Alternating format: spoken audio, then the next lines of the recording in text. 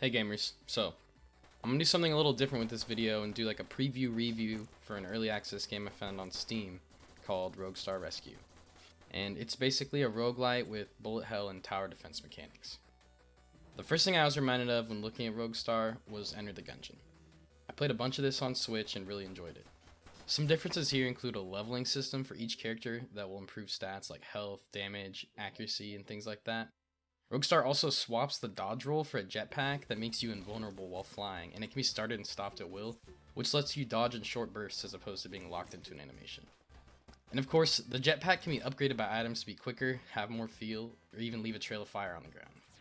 Instead of waypoints, you're able to teleport anywhere you've discovered, including right outside the door to the next room, which lets you move really quickly around the maps once you're familiar with the game.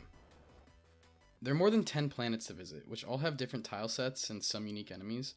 The planet selection screen and the paths remind me of Star Fox 64 and all the different routes it had, but here you actually get to choose which planet you want to visit, so you can decide which path you want to take to get to the final levels. Each path has a different ending with a fun little bit of story, and some endings can even unlock new playable characters. I've gotten 3 endings so far, and there are 32, so I have a little bit to go before I'm done. The tower defense mechanics are only active at the end of each level during the boss fight. I was kind of bummed out by this at first, but it ends up working out nicely and makes you think about how much you're spending on trap upgrades and how much you're spending on weapon upgrades. The last room of each level consists of a wave of normal enemies followed by a boss with unique bullet patterns. There will be an objective to defend in each room. You lose if it takes too much damage, or you die by falling into a hole over and over again. There are 5 different trap types to place with 3 levels of upgrades and items that affect the trap stats. I think the tower defense parts are a pretty fun variation on typical end level bosses in roguelikes, but it kind of makes the boss monsters themselves feel less special, since the focus is on tower defense and not a boss mechanic. The bullet patterns each boss used were distinct and fun to dodge when you had to, but I could often hide behind walls or let towers do most of the work.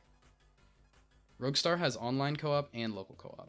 We played a few 2-player runs online and had a really good time. It pretty much plays just like single player, but it scales in difficulty based on the number of players, and you have to decide who gets to pick up each item. We were able to have one person focus on upgrading specific traps, while the other person upgraded the rest, to help save money for weapon upgrades.